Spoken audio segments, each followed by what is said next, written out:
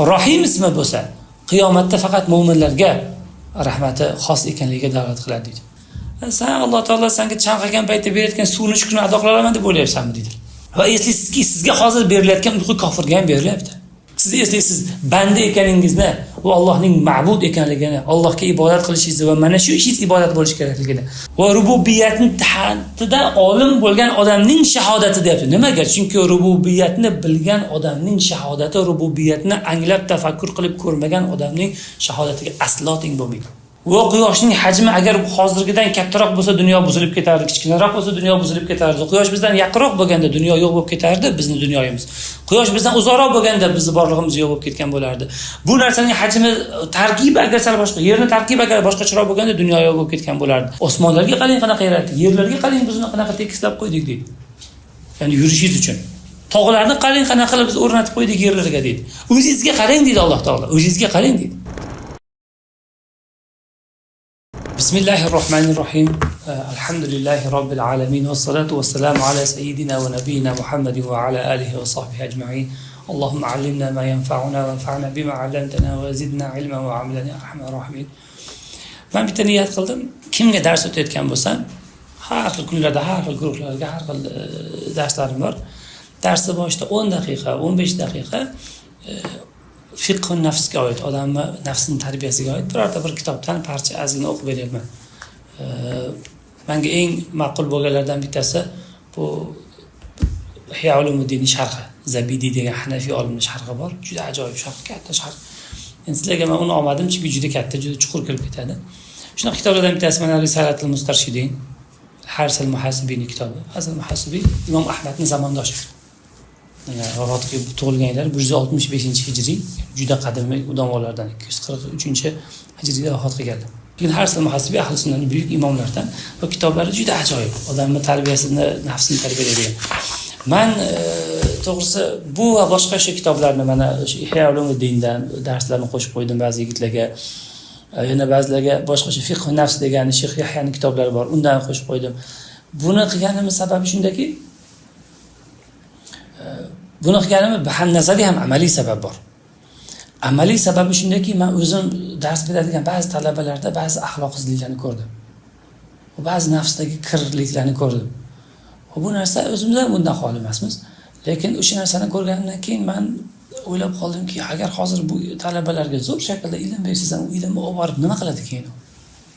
O'sha ilmdan to'g'ri shaklda foydalanadimi? Ilm unga najot bo'ladimi? Alloh taolo Qur'onda siz bergan ilm bu Qur'onni bir kichkina xizmatchisi xolos. Ilmlarning eng oliysi va eng munavvari Qur'on. Qur'onni o'zida Alloh taolo nima deyapti? Zalikal kitabu la rayba fihi hudan lil muttaqin deyapti.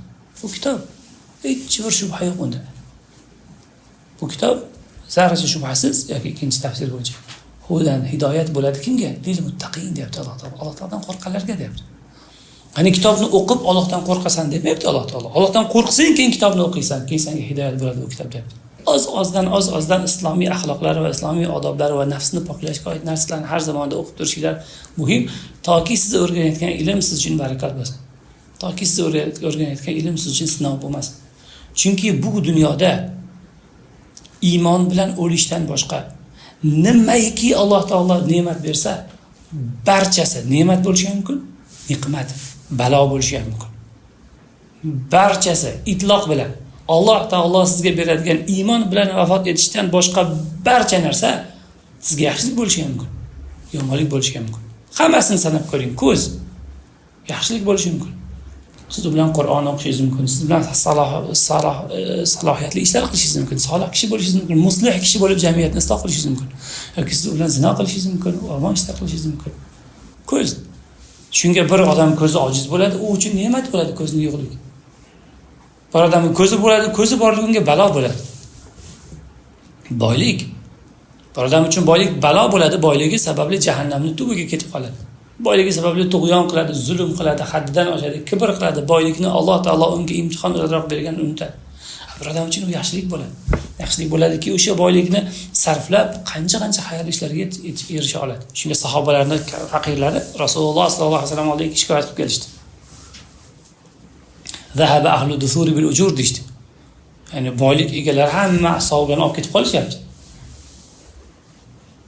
Yusalluna kama nusalli. Biz namoz o'qiymiz, ular namoz o'qiydi. Va yasumuna kama nasum. Biz ro'za tutamiz, ular ro'za tutadi.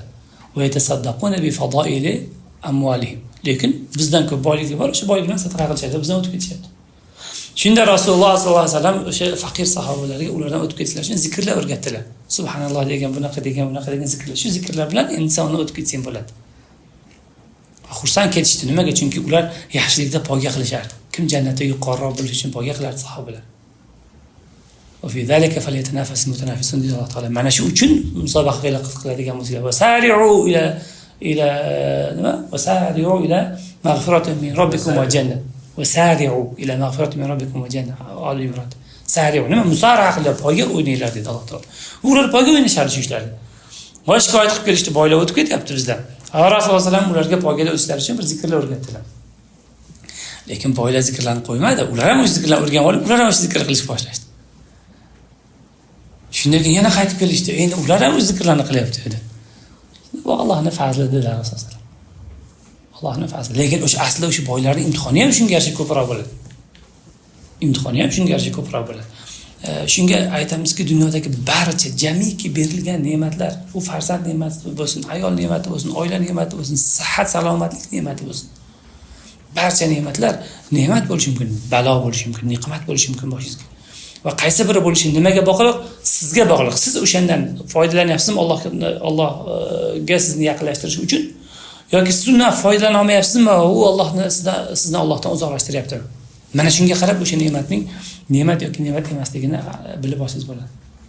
Va shu ne'matlardan bir ilm. Birodan fiqh o'rganadi degani u jannatga tushadi degani emas. Birodan fiqh o'rganadi degani o'sha fiqh uni jahannamning eng tubiga olib borishi mumkin. Birodan ilm o'rganadi degani u odam najot topadi degani emas, o'sha ilm uni halokatga olib borishi mumkin. Shuning uchun hamma ne'mat qatori ilmni ham siz uchun ne'mat bo'lishi, o'z uchun yaxshilik bo'lishi va Alloh sizni Allohga yaqinlashtirishi uchun o'sha ne'matdan to'g'ri foydalanish kerak bo'ladi. Shuning uchun men o'yladimki 10 daqiqa, 15 daqiqa oz-ozdan har safar kelib qolganinglarda mana shu kitobdan o'qib berib turaman sizlarga. Ya'ni shoyatki shundan inshaalloh bir foyda topsanglar. Balki keyingi darslarda kitobga qiziqib qolsanglar, Harsul Muhasibi haqida ko'proq gapirib beraman, kitoblar haqida. Bu odam har bitta kitobini, bu imomning har bitta kitobini qo'ymasdan o'qish kerak. Alloh taolo o'qishdan rozi bo'lsin. Lekin hozir o'qiyotgan kitobimiz Risalatul Mustarshidin kitobida boshlayapti. Bismillahirrohmanirrohim. Men maydalab sharhlab o'tirmayman. Sababi agar sharhlasak hozir bismillahni o'ziga 2 soat sharhlab kirib ketib qolsak bo'ladi. Lekin xulosadan kitobdan bir narsa aytib o'tib ketaman. Mayli, bismillahni men sizlarga sharhlab beraman. Bismillahdan bir foyda olishinglar uchun. Bismillahni chunki har doim aytasizlar. Nima degani bismillah degani? Biyoda o'zbek tilida agar shunga yaqinroq so'z topmoqchi bo'lsangiz bilan degan. Bismillah degani Allohning ismi bilan degan. Xo'p, Allohning ismi bilan nima? Agar o'qiyotgan bo'lsangiz bismillah deysiz, Allohning ismi bilan o'qiyman deyapsiz. Agar dars o'tayotgan bo'lsangiz bismillah deysiz, Allohning ismi bilan dars o'taman deyapsiz. Agar ovqat yeyotgan bo'lsangiz bismillah deysiz, Allohning ismi bilan o'sha ovqat yeyman deyapsiz. Toki o'sha ismdan, o'sha ismning barakasidan o'sha qilayotgan ishingiz siz uchun xayrli bo'lsin degan ma'noda. Chunki siz namozda aytdingiz, tabaraka ismuk dedingiz. Ya'ni isming sana barakotlar manbai dedingiz. Muborak bo'ldi isming dedingiz. O'sha barakotlar o'sha ismda bo'lgani uchun Alloh taoloning ismi bilan boshlab bismillah deb aytyapsiz. Alloh taoloning ismlari ko'p. 99 tami? Ha? Yo'q. Alloh taolo ismlari 99 ta emas, Alloh taolo ismlari ko'p.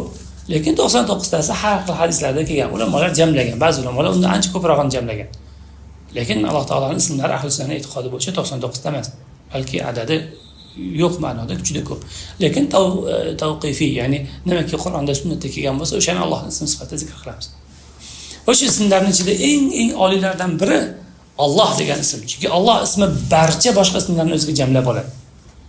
Alloh ismini ikkita o'ziga xos xususiyatini bu joyda zikr qilsak bo'ladi. Birinchi xususiyat shundaki, Alloh taoloning Alloh ismi uning barcha ismlarini o'ziga jamlab, Alloh taologa mutlaqo alam sifatida, Alloh taologa mutlaqo ism sifatida ishlatiladi. Va bu ismni Alloh taolodan boshqa biror bandaga ishlatish mumkin emas. Va ikkinchi bu ismning o'ziga xosligi, bu ismning mohiyatidagi ma'nolarning birlamchilaridan biri bu Allohning iloh ekanligi. Shuning uchun ba'zi ulamolar Alloh so'zi al-ilah so'zidan olingan deydi. Ba'zilar bunga rozi bo'lmaydi tabiiyki. Lekin ba'zi ulamolar Alloh so'zi al-ilah so'zidan olingan. Ilah degani ma'bud degan, ya'ni ibodat qilinuvchi degan. Shu ma'noda siz bismillah deganda Alloh taolaning cheksiz ismlaridan va sizda zikr qilingan shu 100 ga yaqin ismdan Alloh ismini Alloh taolo tanlab sizga o'rgatdi. Nimaga? Sababi mana shu ism bilan Alloh taolaning ma'bud ekanini Alloh taolo sizga eslatadi. Ya'ni ibodat qilinuvchi ekanligini sizga eslatadi. Keyin siz nima ish qilayotgan bo'lsangiz, o'sha ishingiz ibodat bo'lsin. O'shanga biz oldingi darslarda ham aytganmizki, niyat fuqaholarning tijorati bo'ladi. Faqih odam niyatni to'g'ri qilish bilan har bitta ishni ibodatga aylantirib yuboradi. Kim eslaydi? Biz Yahya ibn Ma'indan bir misol keltirdik. Yahya ibn Ma'in bir majlisda o'tirsalar, birov eshikni taqillatadi.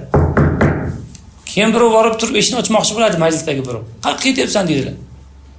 "Eshikni ochgani ketyapman, eshikni taqillatib ochgani ketyapman." Aytadilar, "Vallohi men 50 ta 60 ta niyat qilmasdan turib ochmasdim" deydi. Kam 60 ta niyat qilgan bo'lardim deydilar. Yetim bo'lsa boshini silayman, zolim, mazlum bo'lsa yordam beraman, zolim bo'lsa zulmdan to'xtataman, kofir bo'lsa islomga da'vat qilaman, musulmon bo'lsa yaxshilikka chaqiraman, ota-onasiga yaxshilik qilishga birovni chaqiraman, deb niyat qilib borib eshikni ochardim. Birortasi bo'lmasa ham shularning hammasiga savob olardim dedi. Qarang, ya'ni faqih odam har bir ishini niyat bilan qiladi. Faqih bo'lmagan odam, masalan, oilasi telefon qiladi. Sabzi kerak ekan uyga deydi. Bo'pti deb sabzini olib ketaveradi. Faqih odam bu ishni qilmaydi. O'tirib oldin niyat qiladi. Hozir men sabzi olib boraman, toki shu quvvat bo'lsin, toki ular ibodat qilsin, toki bundan sadaqa bo'lsin. Hamma niyatlarni qo'yib keyin oladi. Toki o'sha qilayotgan ish ibodat bo'ladi. Bismillah deyish sizga shuni eslatadi. Bismillah degan paytingizda bismillah deb ovqat yeyapsizmi? Bismillah deb biror narsa o'qiyapsizmi? Farqi yo'q. Bismillah deganingiz Allohning iloh ekanligi, Allohning ma'bud ekanligini eslaysiz va o'sha ishingizda keyin darrov niyat qilib olasiz. Mana shuni ibodat deb. O'ylabsiz, hamma ishingiz ibodat bo'ladi. Uxlash bismillah deb uxlaysiz va ibodat. Ibodat niyat qilib uxlaysiz. Hozir uxlayman, toki tushimda Rasulullohni ko'ray. Hozir uxlayman, toki kuch to'plab uyg'onganda namoz o'qiy. Hozir uxlayman, toki o'sha uxlashim natijasida gunoh ishlardan tiyilay, qalam mendan ko'tarilsin. Va boshqa niyatlar. Tushundingizmi? Uyg'onasiz bismillah deb uyg'onasiz. Ovqatingiz bismillah deysiz, kiyim kiyasiz bismillah, yemishasiz bismillah, har bittasini Alloh uchun ibodatga aylantirasiz. Shu manada Alloh ismi mana shu joyda sizga shu go'zal narsani eslatadi, har bitta ishni bismillah deb aytganingizda. Undan keyin Allohning ko'p ismlaridan G'afur, G'affar, Qahhar, Jabir, ko'p jabbar boshqa ismlardan siz nimani tanladingiz? Alloh taolosiga nimani tanladi? Ar-Rahim, Ar-Rahman. Ikkala ismi ham bitta ishtiqoqdan, rahmatdan olingan. Ikkala ismi ham mohiyatida rahmat. Alloh taoloning bandalariga rahmatni ulamolar aytadiki, Alloh taoloning bandalariga ne'matlarni berishni istashi deydi. O'sha bandalariga Alloh taoloning rahmati, bu bandalariga ne'matlar berishi, bandalariga fazli bilan marhamat qilishi. Va mana shu rahmatni Rahim va Rahman sifatlari bilan Alloh taolo ismlari kelgan. Ulamolar aytadiki, Rahman ismi Alloh taolaning bu dunyoda barcha musulmon, kofir, hayvon, boshqa hammasiga rahm qilishi va hammasiga ne'matlarni berishiga dalolat qiladi deydi. Rahman ismi. Rahim ismi bo'lsa, qiyomatda faqat mu'minlarga rahmati xos ekanligiga dalolat qiladi deydi. Farqi shunda deb aytadi ulamolar. Shunga ko'ra Bismillahir-Rohman deb Alloh taolaning Rahman ekanligini esladingiz mana shu nuqtada. Toki o'sha boshlayotgan ishingiz Alloh taolaning ne'mati ekanligini esladingiz. Uxlayapsizmi? Toki Bismillahir-Rohman deganingizda o'sha uyqu Allohning bu dunyoda sizga bergan ne'mati ekanligini esladingiz. Kitob o'qiyapsizmi? Masalan, Qur'on o'qiyapsizmi? Johil odam nima deydi? Men hozir Qur'on o'qiyapman, ibodat qilyapman, qanday yaxshi odamman deydi. Mo'min odam nima deydi? Alloh taolo menga rahm qilib Qur'on o'qishga meni muyassar qildi deydi. Qanday yaxshi Robbim bor deydi.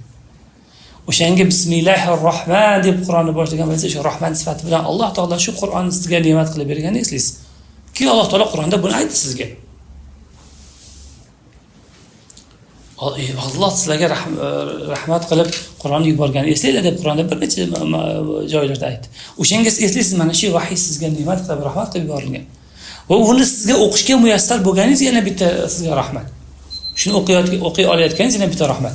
O'shanga Rahman sifati yoki uxlamoqchi bo'lsangiz yoki ovqat yemoqchi bo'lsangiz.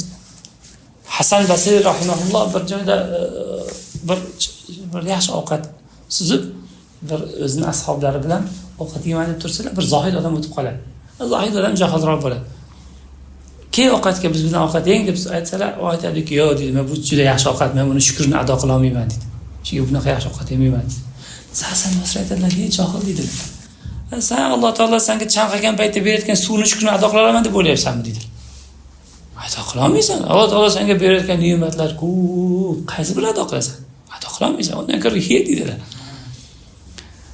Va o'sha narsani eslaysiz. Bismillahir rohman deganingizda va eslaysizki, sizga hozir berilayotgan uyqu kofirga ham berilyapti. Va bundan Alloh taoloning rahmati qanchalik buyuk ekanini eslaysiz. Alloh taolo o'sha rahmatni nafaqat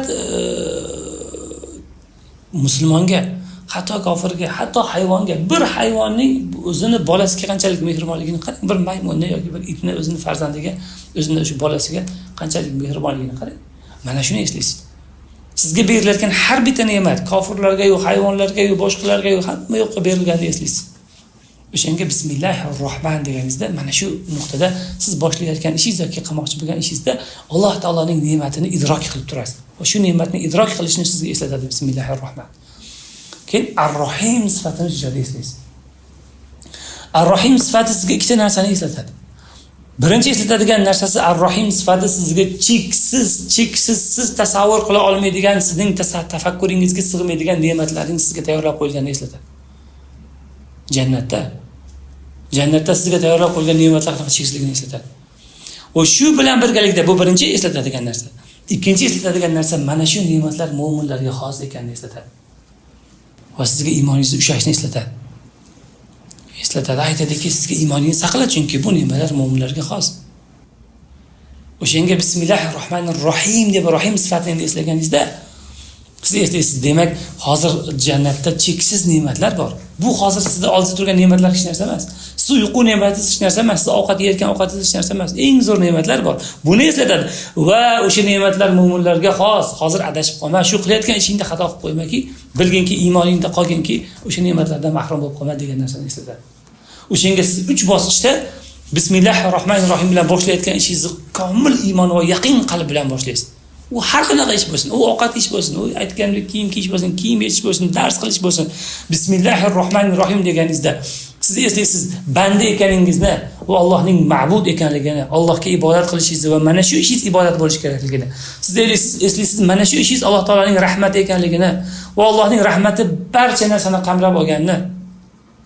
Va Alloh taolo barcha bandlarga, kofirga-yu, mo'minga-yu, hayvonlarga-yu, boshqa narsaga hammasiga o'zining rahmatini yog'dirib qo'yganini va siz mana shu rahmatdan katta oliy rahmat borligini va u rahmat faqat mo'minlarga xosligini. O'shalarning barchasini idrok qilgan holda keyin ana ishingizni boshlaysiz. Shuning mohiyati bismillahir rohmanir rohim. Biz faqat baraka uchun ozgina shayx kitobidan o'qib qo'yamiz-da, imomning kitobidan o'qib qo'yamiz-da, Imom Haris al-Muhasibin. Keyin lekin chuqur sharhlab o'tirmaymiz. وأزمز درس مزقيتهم. قال أبو عبد الله الحارث بن أسد المحاسبي، حارث بن أسد المحاسبي رحمة الله عليه: الحمد لله الأول القديم الواحد الجليل الذي ليس له شبيه ولا نظير، أحمده حمدا يوافي نعمه ويبلغ مدى نعمائه. نعمائه ده مجاهدة بعض علماء اعتراض bildirgan. İnşallah belki bir mavrid kelgan narsaga tushuntirib ketarman. Lekin hamd aytayaptilarki, alhamdulillahi al-awwalil qadim. Avval qadim. Mayli bu yerda bir aqidaviy boshqa bir chiroyli masalalar bor. Mayli hozir unga kirmay tura qilamiz. Va ashhadu an la ilaha illalloh wahdahu va ashhadu an la ilaha illalloh wahdahu la sharika lah. Shahadat alimin bi rububiyyatihi va arifin bi wahdaniyatihi. Men avval qadimni inshaalloh balki keyingi safar bir majlis qilib qolsak, bir mavridga sizlarga tushuntirib berarman. Alloh taoloni vaqtni isbot qilishda qilgan xatolar, o'sha adashgan toifalarni va Alloh taolaning al-avval al-qadim sifati va u sifatning mazmuni bu bilan bog'liq hukmlarni bayon qilib beraman. Hozir bir nuqtaga faqat e'tiborlarni qaratmoqchiman va shu bilan inshaalloh bu darsni tugatgan bo'lamizda fiqhga o'tamiz. Muallif Alloh taologa hamd aytayotgan paytda qanday hamd odamning hamdi ekanligini aytib turib, ajoyib bir gap aytayaptiki: "Va ashhadu an la ilaha illalloh wahdahu la sharika lah shahadata man." Kimning shahodati? Shahadati alimin bi rububiyyatihi. Ya'ni Alloh taoloning rububiyatini ilm bilan bilgan, shu Alloh taolaning rububiyatida olim bo'lgan insonning shahodati bilan shahodat aytaman deb. Rububiyat nima degani? Alloh taolaning Robb sifati yoki rububiyati, Alloh taolaning Robb ekanligi, Malik ekanligi, Xoliq ekanligi, Musavvir ekanligi, Mudabbir ekanligi o'sha kabi sifatlarni o'z ichiga oladi. Alloh taolaning rububiyati degani Alloh taolo dunyoni yaratgan. Yo'qdan bor qilib shunday mukammal suratda yaratgan. Va uni shunday mukammal suratda nizomga va tartibga tushirgan va uni shunday ajoyib holatda borliqni paydo qilgan va undan keyingi oxiratni yaratgan zot ekanligini bildiradi. Rububiyat. Va rububiyatning tahtida olim bo'lgan odamning shahodati deyapti. Nimaga? Chunki rububiyatni bilgan odamning shahodati rububiyatni anglab tafakkur qilib ko'rmagan odamning shahodatiga aslo teng bo'lmaydi. Aslo teng bo'lmaydi. Bir odam biologiya o'qisa, o'tirib ko'zni qanaqa ishlashini mukammal o'rganib chiqsa, bu ko'z qanaqa paydo bo'lganini yoki bir odam bir falak ilmini o'qisa, astronomiya o'qisa, va quyoshning hajmi agar hozirgidan kattaroq bo'lsa dunyo buzilib ketardi, kichkinaroq bo'lsa dunyo buzilib ketardi. Quyosh bizdan yaqinroq bo'lganda dunyo yo'q bo'lib ketardi, bizning dunyomiz. Quyosh bizdan uzoqroq bo'lganda bizning borlig'imiz yo'q bo'lib ketgan bo'lardi. Bu narsaning hajmi tarkibi agar sal boshqa, yerning tarkibi agar boshqacharoq bo'lganda dunyo yo'q bo'lib ketgan bo'lardi. Deganga o'xshagan har bitta nizomni va tartibni o'rganib chiqqan odam nima deydi? La ilaha illalloh deydi. Bu o'zimiz paydo bo'lishi mumkin emas deydi. Va Alloh taolo buni bizga o'rgatadi Qur'onda. O'rgatib aytadiki, inna fi xalqis samawati wal ardi va ixtilafil layli wan nahari la ayatin li ulil albab deydi. Aql egalariga osmonlarning va yerning yaratilishida va tunning va kunning almashib turishida, va tunning va kunning almashishi nima hisobiga bo'ladi? Shu yerning yaratilishini o'zi emas, yaratilgandan keyin buni harakatida. Demak, osmonning va yerning yaratilishida va uning harakatida bo'ladigan narsalarda aql egalari uchun deyapti, oyatlar bor deyapti Alloh taolo. Mana shu narsalarni tadabbur qilgan odam nima deydi? Robbana ma xalaqta hada batila deydi. Robbim bu narsani o'zing bekordan yaratmagansan deydi. Buni javobgarligi bor, buni mas'uliyati bor. Shunday mukammal narsani yaratdingmi? O shunday mukammal narsani kim uchun yaratdi Alloh? Biz uchun yaratdi. Sahhar lakumul layla wan nahar dedi Alloh taolo Qur'onda. Siz uchun biz yaratdik bu narsani dedi Alloh taolo. Buni dedi javobgarligi bor dedi.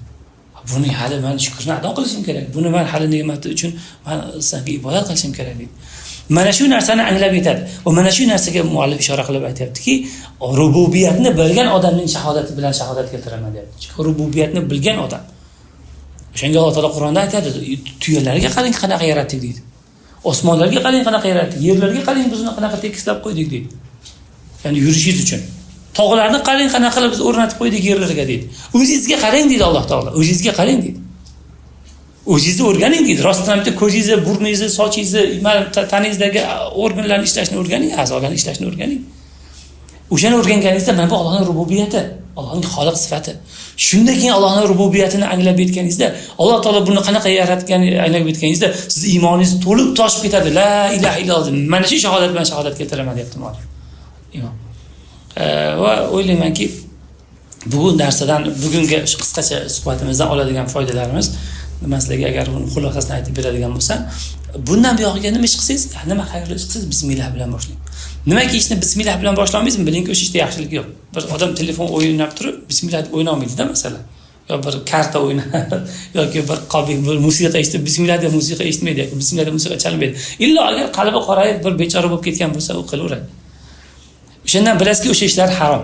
O'sha ishlar yoki eng kamida bir makruh bo'lgan, qabih bo'lgan ishlar. Shunga bismillahni o'ziga birinchidan filtr qiling o'sha ishlarni ajratib olishingiz uchun. Qolaversa bismillahni har bitta ishingiz boshida ayting, aytganingizda ma'nosini chuqur anglang.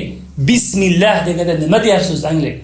Unda ham Allohning ismlaridan barakot olyapsiz, ham uning ma'bud ismini zikr qilyapsiz va u bilan o'sha ishning ibodat bo'lishi kerak ekanligini va sizning banda ekanligingizni o'zingizga eslatyapsiz.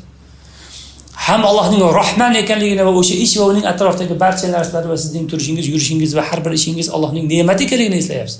Va Rahim va undan yaxshiroq ne'matlar sizga kutib turganini va u ne'matlardan mana shu ishingiz va undan keyin ishlaringiz bilan mahrum bo'lib qolishingiz kerak emasligini o'zingizga eslatyapsiz.